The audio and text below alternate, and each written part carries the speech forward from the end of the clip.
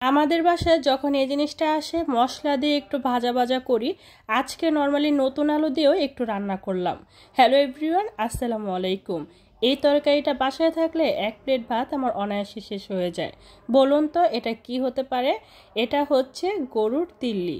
গরুর তিল্লি নিয়ে মানুষের খুব বেশি একটা লাফালাফি করতে দেখি না, বাট গরুর তিল্লি আমার কাছে খুবই পছন্দ।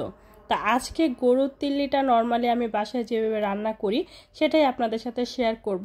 অনেকে তো হয়তো অনেকভাবে রান্না করে, তবে আমি যেভাবে করি সেটাই আপনাদের সাথে শেয়ার করছি। গরুর তিল্লিটা প্রথমে আমি কেটে নিব, আর দেখুন কীরকম দেখতে। তো আমি এটা রেগুলার কাট করে কেটে নিব, আর যেহেতু অনেক বেশি চওড়া তার জন্য আমি এই গরুর তিল্লিটা এইভাবে কেটে নিয়েছি। আর কিছুটা তিল্লি মানে ছোট ছোট করে কেটে নিয়েছি, নতুন আলু দিয়ে রান্না করব। আর কিছুটা এরকম পিস করে কেটে নিয়েছি ভেজে নেওয়ার জন্য। তো এখন এগুলো আবারও ভালোভাবে ধুয়ে নিতে হবে। গরুর মাংস বলেন আর তিল্লি বলেন, এগুলোর মধ্যে থেকে না শুধু রক্ত পানি বের হতেই থাকে। যাই হোক, এই যে নতুন আলুও কেটে নিয়েছি আলুর সাথে রান্না করার জন্য। সেই সাথে যেগুলো পিস করে নিয়েছিলাম এগুলো এখন আমি মশলা দিয়ে মাখিয়ে নিব। প্রথমে স্বাদ মতো নুন দিয়ে দিচ্ছি হলুদের গুঁড়ো, লাল মরিচের গুঁড়ো, সেই সাথে ধনিয়ার গুঁড়ো। তারপর দিয়ে দিচ্ছি জিরা ও গরম মশলা গুঁড়ো। সব ধরনের মশলা দিয়ে আদা রসুন পেস্ট নিয়ে এবার আমি সুন্দর করে মাখিয়ে নিচ্ছি। এই মশলাগুলো দিয়ে তিল্লিটা প্রথমে ভালোভাবে মাখিয়ে নিতে হবে, আর অনেকটা সময় নিয়ে ম্যারিনেট করে রেখে দিতে হবে। আচ্ছা, আপনাদের বাসায় যখন তিল্লি আনা হয় তখন আপনারা কিভাবে রান্না করেন সেটা কিন্তু অবশ্যই কমেন্ট করে জানাবেন। এই তো আমার এই তিল্লিগুলো খুব ভালোভাবে মাখানো হয়ে গিয়েছে, তো এটা আমি এখন এক সাইডে রেখে দিচ্ছি। তো এখন আমি যেটা করব, নতুন আলু দিয়ে তিল্লি রান্না করব, তার জন্য চুলায় একটা ফ্রাই প্যানের মধ্যে দিয়ে দিচ্ছি পরিমাণ মতো সরিষার তেল। তেলটা যখন একটু গরম হয়ে আসবে দিয়ে দিচ্ছি পেঁয়াজ কুচি। এবার আমি এগুলো খুব ভালোভাবে নেড়ে চেড়ে নিচ্ছি। পেঁয়াজ কুচিটা একটু সফট হয়ে আসবে, তো ততক্ষণ পর্যন্ত নেড়ে নিতে হবে। তো এটা যখন একটু সফট হয়ে এসেছে তখন আমি এখানে দিয়ে দিচ্ছি আদা রসুন পেস্ট। আদা রসুন পেস্ট পরিমাণ মতো দিয়ে এবার আবারও একটু নেড়ে চেড়ে নিচ্ছি। আর কিছুক্ষণ নাড়াচাড়ার পর দেখতেছি অনেক বেশি ছিটতেছে, মানে মশলা সহ তেল। তো এখানে পরিমাণ মতো পানি দিয়ে দিচ্ছি। তো এবার আমি শুকনো মশলা দিয়ে দিব। শুকনো মশলা বলতে নর্মালি রান্নার জন্য যে মশলাগুলো দেওয়া হয় মাংস আইটেমের মধ্যে, তো ওইগুলোই দিয়ে দিচ্ছি। স্বাদ মতো নুন, সেই সাথে হলুদের গুঁড়ো, লাল মরিচের গুঁড়ো, ধনিয়া গুঁড়ো, আরও দিয়ে দিচ্ছি জিরা ও গরম মশলা গুঁড়ো। সব ধরনের মশলা পরিমাণ মতো দিয়ে খুব ভালোভাবে কষিয়ে নিতে হবে। আচ্ছা, আপনারাও কি এরকম নতুন আলু দিয়ে কখনো এরকম তিল্লি রান্না করছেন কিনা একটু জানাবেন তো। আমি কখনোই টেস্ট করি নাই আলু দিয়ে, তো আজকে ফার্স্ট টাইম আর কি আলু দিয়ে রান্না করব। তো এই জন্য আর কি। যাই হোক, মশলাটা খুব ভালোভাবে কষিয়ে নিচ্ছি। কষিয়ে নেওয়া হয়ে গেলে আলু আর তিল্লি একসাথে দিয়ে দিব। তো এই তো একসাথে দিয়ে দিচ্ছি।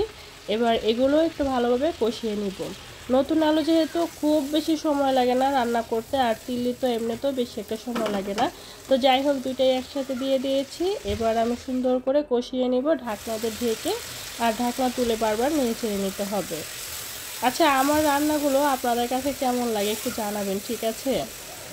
আর এখনও আমার ভয়েস ঠিক হয় নাই, ঠান্ডার কারণে কথা নাকে নাকে বাজতেছিল।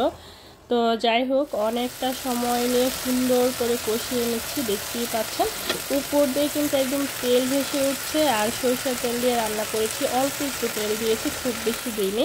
তো এই পর্যায়ে পরিমাণ মতো পানি দিয়ে দিচ্ছি। খুব বেশি পানি দিব না, যেহেতু একদম ভুনা ভুনা করব, মানে কষায়া কষায়া, তো ওই জন্য খুব বেশি পানি দিইনি। তো এবার আমি একটু নেড়েছে আবারও ঢাকনা দিয়ে ঢেকে দিব।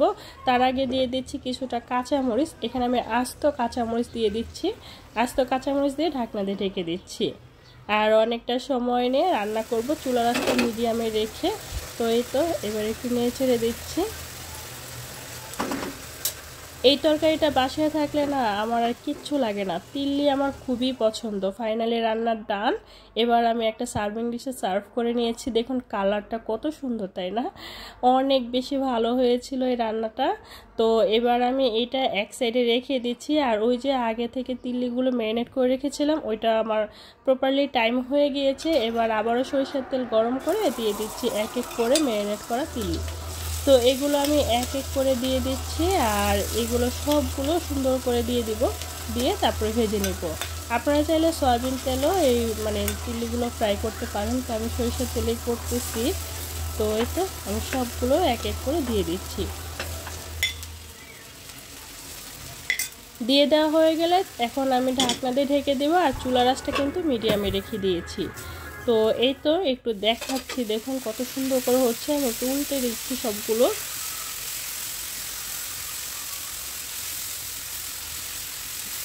তো এইভাবে উল্টে পাল্টে এইগুলো ভেজে নিতে হবে। আর চুলার আঁচটা মিডিয়ামে রাখতে হবে, তা না হলে মশলাগুলো পুড়ে যাবে আর ভিতরটা খুব বেশি একটা কুক হবে না।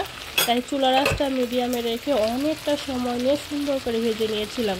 আর এই তিল্লিগুলো আমার এত এত এত পছন্দ, কি বলবো, বলার মতো কিচ্ছু নাই। যাই হোক, এই তো সুন্দর করে ফ্রাই করে নিচ্ছি। যখন একদম উপর থেকে তেলটা ভেসে উঠবে আর অনেকটা মানে কালারটাই চেঞ্জ হয়ে যায়, একটু কালো কালো দেখা যায়, তখনই বুঝতে হবে যে আমাদের এই তিল্লি ফ্রাইটা হয়ে গিয়েছে।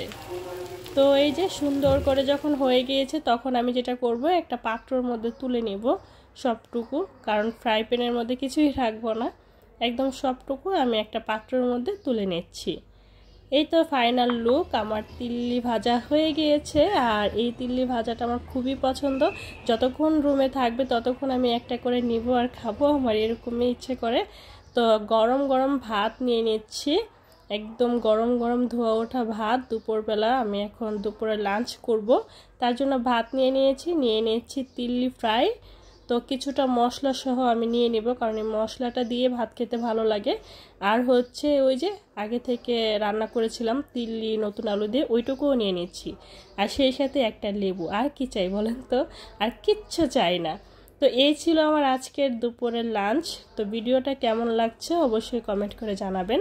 ভালো লাগলে লাইক কমেন্ট শেয়ার করতে ভুলবেন না। চ্যানেলটা সাবস্ক্রাইব করে রাখবেন আর পেজে লাইক ফলো দিয়ে সবসময় সাপোর্ট করবেন, ঠিক আছে? কে কোথা থেকে আমার এই ভিডিওটা দেখতেছেন অবশ্যই কমেন্ট করে জানাবেন। ভালো লাগলে অবশ্যই আপনাদের টাইমলাইনে শেয়ার করে দিবেন। তো সবাই ভালো থাকবেন, সুস্থ থাকবেন। আল্লাহ হাফেজ।